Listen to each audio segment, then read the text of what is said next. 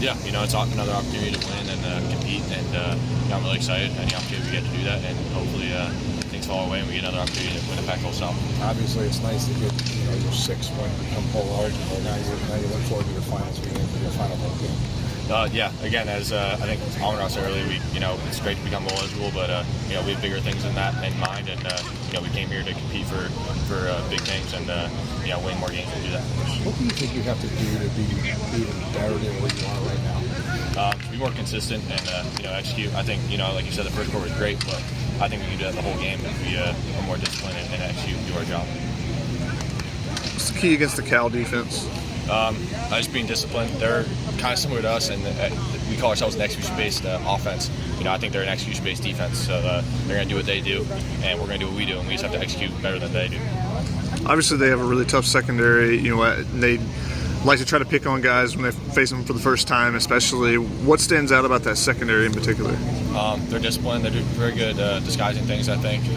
But again, if I just go through my reads and do what I'm coached to do, we'll be successful. Is there anybody on that defense in particular you have to pay attention to? Because they have a couple different guys that could be considered stars on that. Yeah, they have a lot of good players, but again, I don't single out one guy really. But they're all good players, I think.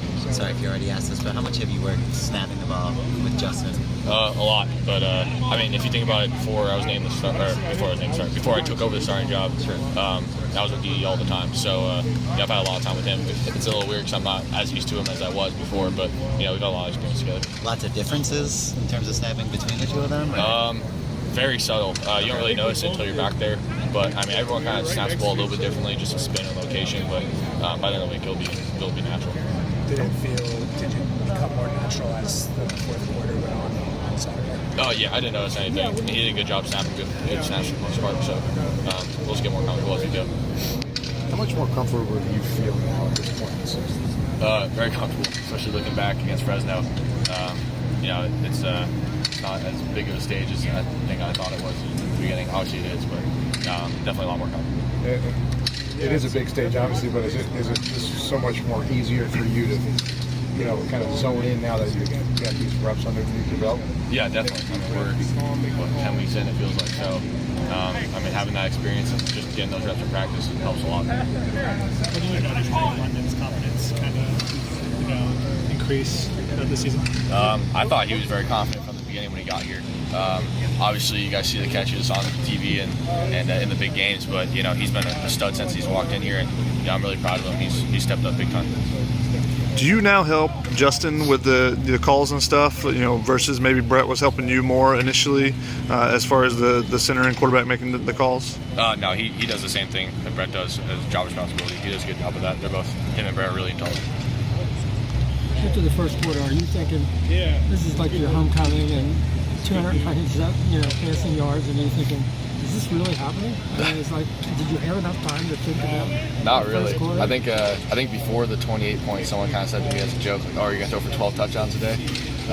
But my mind was kind of thinking, I kind of felt that we were getting a little lackadaisical on the sideline, having scored a lot of points in the first quarter. So my mindset was kind of, we need to score again, and we did. But I kind of kept that mindset. I don't want to happen. So we gotta be better at that, and like we say, we need to score every time. We have that mindset that we want to score every time we get the ball. Did the cramps just hit all of a sudden, or was it? Yeah, it was kind of weird. I just tried to get up, and then both my calves at the same time cramped. Didn't feel anything before. Kind of pissed me off, honestly. I was being back in Arizona. Everyone was like, "You're from Arizona?" It's like, yeah, I know. I need to be acclimated to that, but yeah, I'm good now. Could you see that Brett was all so bad? Were you able to? Yeah, I did, because they ran to me and I'm fine. I'm just cramping. Go get Brett. Yeah. Okay. Kedon, I think there's been yet to have a game where it's been consistently strong throughout the entire game. What do you think is the biggest key to getting one of those games? Yeah, like I said, I think everyone just doing their job consistently, and I think at times in the first quarter, that's what it looks like when everyone does their job and is consistent. But at times later in the game, it just took one guy or two guys just not doing their job, and a lot of that was me, So I got to do a better job of that, and I think things will work out for us. How do you get 11 guys on the same page consistently so that it is that first quarter, or maybe you have one or two bad drives, but you're able to find some room instead of being 3 quarters with 3 points? It's a good question. I think a lot of it, like like I said, is on me. I think most of the time we do have everyone doing the right job. It's just on me to get the guy the ball and make the right decision. I think for the most part, all 10 of the guys were doing their job, and I just have to make up for it.